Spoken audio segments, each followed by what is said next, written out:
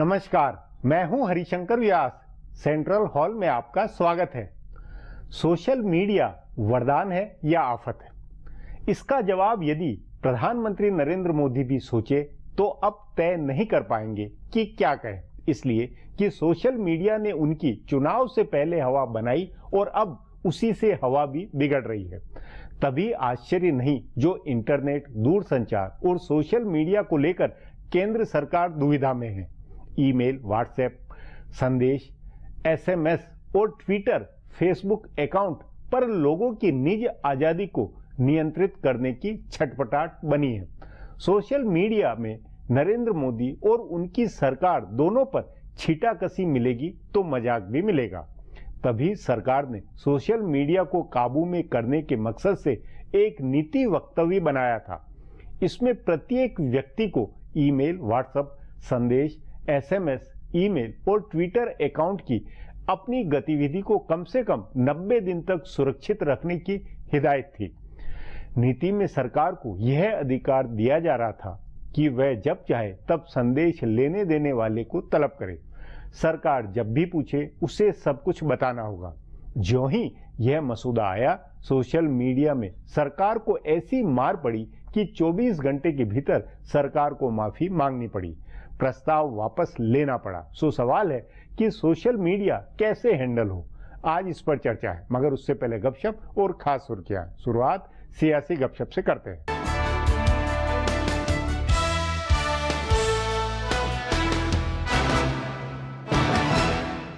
मरकज में नरेंद्र मोदी की हुकूमत आने के बाद तमाम बड़े अपोजिशन लीडरान पर बहरान के बादल मंडराने लगे हैं। सबसे बड़ी अपोजिशन जमात कांग्रेस से लेकर 4 मेंबरान पार्लियामेंट वाली डीएमके लोकसभा में एक भी सीट नहीं जीत सकी। बीएसपी के रहनुमा भी बहरान में हैं। किसी न किसी मरकजी जांच एजेंसी ने लगभग तमाम अपोजिशन जमातों के लीडरों पर शिकंजा कसा है। बीएसपी सरबराह मायावती के खिलाफ एनएचआरएम घोटाले में 4 साल बाद पूछताछ हुई है और अब खबर है कि ईडी भी उनके मामले की जांच कर रही है। ईडी इस घोटाले में उनको शामिल मानकर उनसे तफ्तीश करेगी। इसी तरह हिमाचल प्रदेश के वजीर आला वीरभद्र सिंह के यहाँ सीबीआई ने छापा मारा था और अब बताया जा रहा है कि ईडी भी इस मामले की जांच कर रही है। उनके खिलाफ मनी लॉन्ड्रिंग के सख्त कानून के तहत जांच चल रही है। बीजेपी की हुकूमत आने के बाद सबसे ज्यादा मुश्किल कांग्रेस की है। सोनिया और राहुल गांधी से लेकर अलग अलग रियासतों में निस्फ दर्जन से ज्यादा रहनुमा जांच के दायरे में आए हैं। नेशनल हेराल्ड मामले में सोनिया राहुल के खिलाफ फेमा की खिलाफ वर्जी की जांच ईडी कर रहा है।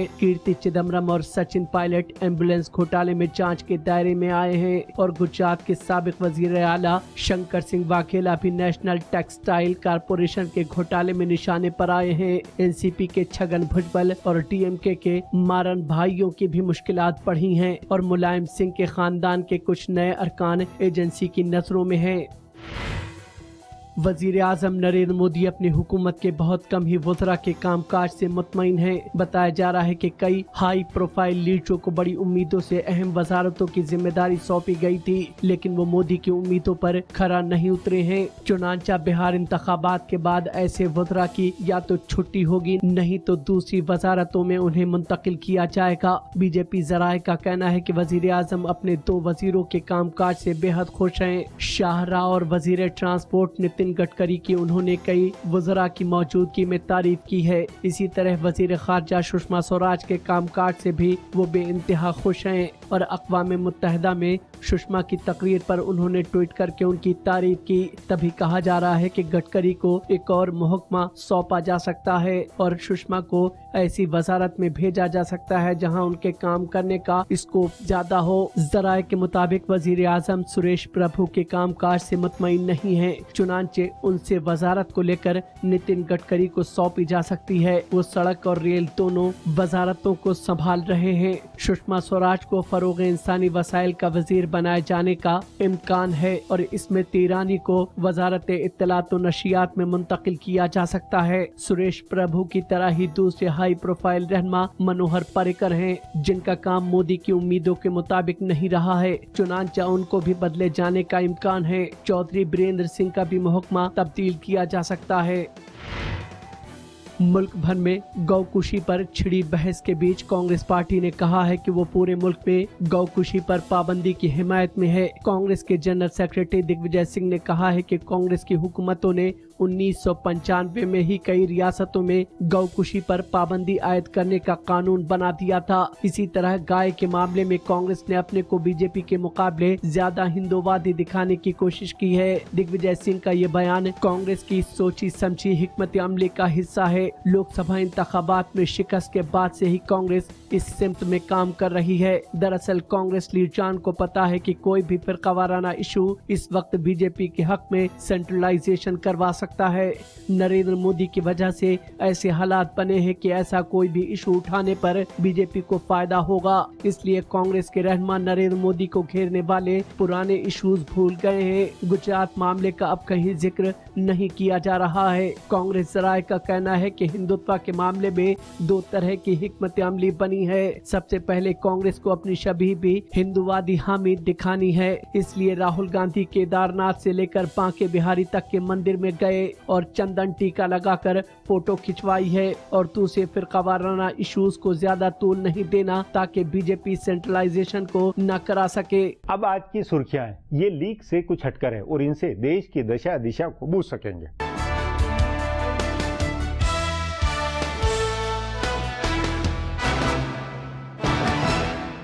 वजीर आजम नरेंद्र मोदी और जर्मनी की चांसलर एंजेला मर्केल ने आज बेंगलुरु में इंडो जर्मन सरबराह इजलास में हिस्सा लिया। मोदी मर्केल के बीच बातचीत में मेक इन इंडिया और डिजिटल इंडिया प्रोग्राम को मजबूत बनाने के लिए मैन्युफैक्चरिंग और इंफॉर्मेशन टेक्नोलॉजी में तकनीक और नए आइडिया के रोल पर तबादला ख्याल हुआ। वजीर आजम मोदी ने कहा कि मैंने सरमायाकारों की एक लंबे वक्त से चली आ रही फिक्र और रुकावटों को दूर करने के लिए फैसला कुन कदम उठाया है और मैं उम्मीद करता हूं कि जीएसटी 2016 में नाफिज कर दिया जाएगा। उन्होंने कहा रवा माली साल में एफडीआई 40% बढ़ा है और ग्लोबल बहरान के इस दौर में भारत सरमायाकारी के लिए एक बेहतरीन सेंटर है। मोदी ने कहा कि दानिशवराना असासा अख्तियारात के लिए एक बड़े पैमाने पर कुल हिंद सतह की पॉलिसी तैयार की जा रही है और ये पेशरफ्त और मुस्तकबिल के लिए होगी। उन्होंने कहा कि भारत सही सिमत में आगे बढ़ रहा है लेकिन इसी से मुतमईन नहीं रहा जा सकता। हम कारोबार के लिए माकूल माहौल तैयार करने के अपने अज़्म पर कायम हैं। जर्मनी की चांसलर एंजेला मर्केल ने भारतीय सनतकारों को जर्मनी में सरमाया लगाने के लिए मदऊ करते हुए कहा कि जर्मनी में सरमाए के लिए भारतीयों का इस्तकबाल है। मर्केल ने कहा कि दोनों ममालिक में तरक्की को लेकर डिजिटलाइजेशन, इंफ्रास्ट्रक्चर और एनर्जी के सेक्टर में कई सुनहरे मौके हैं।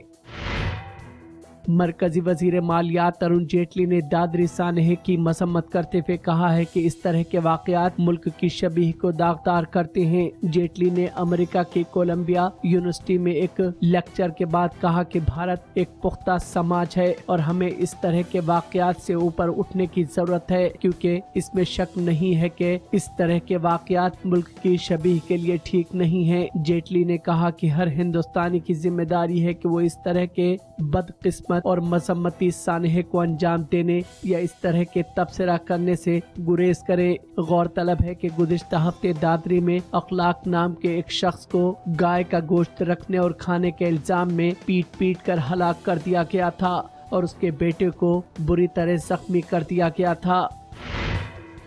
भारतीय जनता पार्टी की मेंबर पार्लियामेंट साक्षी महाराज ने एक बार फिर मुतनाज़ा बयान दिया है। गौकुशी से जुड़े सवाल पर BJP member parliament Sakshi Maharaj ने आज कहा कि अगर हमारी मां को मारा गया तो हम मरने और मारने दोनों के लिए तैयार हैं। साक्षी महाराज ने कहा कि अगर हमारी मां को मारने की कोशिश हुई तो हम चुप नहीं बैठेंगे, हम मरने के लिए भी तैयार हैं और मारने के लिए भी तैयार हैं। साक्षी महाराज ने सपा रहनुमा और यूपी हुकूमत में सीनियर वजीर आजम खान को पाकिस्तानी तक कह डाला। हालांकि साक्षी महाराज बाद में अपने बयान से इनहराफ कर गए और कहा कि वो जमहूरी तरीके से लड़ने की बात कर रहे थे। उन्होंने कहा कि उनकी पार्टी सबका साथ सबकी खुशहाली की पॉलिसी में भरोसा रखती है लेकिन उत्तर प्रदेश हुकूमत डबल मौक़िफ़ अख्तियार कर रही है। उन्होंने अखिलेश हुकूमत पर तनकीद करते हुए कहा कि मुस्लिम मरता है तो 20 लाख रुपए दिए जाते हैं और हिंदू मरता है तो 20,000 रुपए भी नहीं दिए जाते हैं। भारतीय जनता पार्टी की हलीफ शिवसेना ने मरकज की मोदी हुकूमत पर जमकर नुक्ताचीनी की है। जम्मू कश्मीर के कुपवाड़ा में पीर को 4 जवानों के शहीद होने के बाद शिवसेना ने मरकज की मोदी हुकूमत के विल पावर पर सवाल उठाए हैं। शिवसेना के अखबार सामना में मोदी हुकूमत पर नुक्ताचीनी करते हुए एक मजमून लिखा गया है कि पाकिस्तान की मदद से चल रहे दहशतगर्दी को पाकिस्तान में घुसकर मुंहतोड़ जवाब दिए जाने और म्यांमार जैसी कार्रवाई किए जाने की जरूरत है। सामना में कहा गया है कि इसके लिए हिम्मत बैरून ममालिक से उधार नहीं ली जा सकती है। मजमून में मजीद लिखा गया है कि फौजियों का शहीद होना मुल्क को बेचैन कर रहा है, हुकूमत को भी कर रहा होगा, लेकिन शहीदों पर फूल चढ़ाने में कौन सी मर्दानगी है। फिलहाल अब एक ब्रेक है, फिर खुलासा होगा।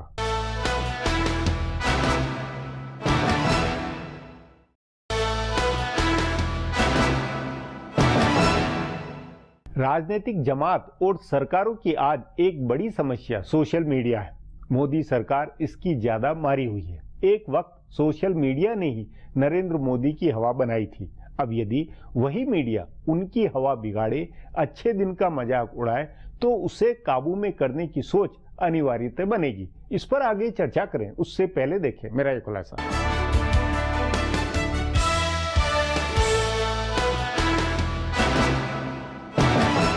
मरकजी हुकूमत सोशल मीडिया को संभालने की फिक्र में है। फेसबुक, ट्विटर, व्हाट्सएप और इस तरह के कई प्लेटफॉर्म आ गए हैं जिनके जरिए लोग आपस में जुड़े हैं। मोबाइल की पहुंच जहां तक हुई है वहां तक सोशल मीडिया पहुंच गया है, इसलिए इसका असर भी बहुत बड़े पैमाने पर हुआ है। किसी भी दूसरे मवासलाती जरिए के मुकाबले इसकी ज्यादा पहुंच है। इसकी दूसरी खासियत यह है कि इसे कोई दूसरा कंट्रोल नहीं कर रहा है, यानी जिसके हाथ में मोबाइल फोन, टैबलेट, कंप्यूटर या लैपटॉप है वो इस जरिए का मालिक है। वो इस पर अपनी मर्जी की चीजें लिख सकता है और उसे शेयर कर सकता है, इसलिए इसके गलत इस्तेमाल के इम्कानात भी सबसे ज्यादा हैं। पिछले दिनों कई मशहूर टेलीविजन शख्सियात के नाम से उल्टी सीधी चीजें लिखकर सोशल मीडिया में शेयर की गईं। तभी मरकजी हुकूमत ने इसे कंट्रोल में रखने का फैसला किया। सोशल मीडिया के जबरदस्त असर के बारे में वजीर आजम नरेंद्र मोदी से बेहतर शायद ही कोई जानता होगा। उनके बारे में लोगों की राय बनाने में सबसे अहम किरदार इसी जरिए का रहा था। सोशल मीडिया में उनके करोड़ों मतदाता हैं जिन्होंने लोकसभा इंतखाबात से कबल उनको अजीम हीरो बनाया। दुनिया भर में मोदी का डंका इस जरिए से ही बजा है। इसे फॉलो करते हुए ही मेन स्ट्रीम की मीडिया ने मोदी की वाहवाही की, लेकिन ये जरिया ऐसे नौजवानों का है जिनकी ख्वाहिशात बहुत बड़ी हैं। मोदी के तई उनका जुड़ाव किसी नजरिए की वजह से नहीं है, बल्कि वो इस वजह से है कि उनको मोदी से उम्मीदें वाबस्ता हैं। तभी गुज़िश्ता 1.25 साल में मोदी से उनकी बेदिली का सिलसिला शुरू हो गया है और सोशल मीडिया में मोदी की मकबूलियत का ग्राफ गिरने लगा है। उनको नापसंद करने वालों को भी तरजीह मिलने लगी है। पहले ऐसा नहीं होता था। पहले मोदी के खिलाफ लिखे गए पोस्ट या फोटो, कार्टून वगैरह पर जबरदस्त एहतजाज होता था, लेकिन अब मुखालफत के बजाय उसे शेयर किया जाने लगा है। इससे भी हुकूमत की फिक्र बढ़ी होगी। हुकूमत और खासकर वजीर आजम के दफ्तर को इसका अंदाजा है कि सोशल मीडिया का ट्रेंड आगे चलकर रवायती मीडिया में फॉलो किया जाएगा। तभी दाखिला और इत्तलात और नशियात की वजारत में सोशल मीडिया की मॉनिटरिंग का सिस्टम बनाया गया है।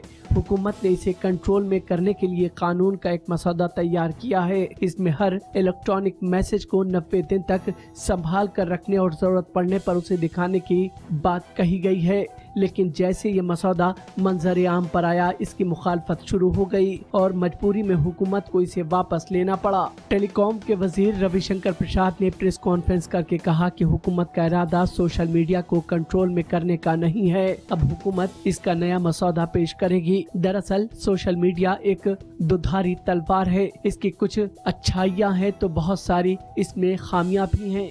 मोदी और केजरीवाल को इसने हीरो बनाने में अहम किरदार अदा किया है और दिल्ली के निर्भया सानहे की तहरीक को धारदार बनाया, तो साथ ही गुजरात के रिजर्वेशन तहरीक या फिर जम्मू कश्मीर में गोश्त पर पाबंदी के खिलाफ तहरीक में भी इसने अहम किरदार अदा किया। तभी हुकूमत को गुजरात और कश्मीर दोनों जगह इंटरनेट पर पाबंदी लगानी पड़ी थी। चुनांचा कोई भी कानून इसके दोनों पहलुओं को ध्यान में रखकर बनाया जाना चाहिए। अब एक ब्रेक है, उसके बाद सोशल मीडिया बनाम सरकार पर चर्चा करेंगे।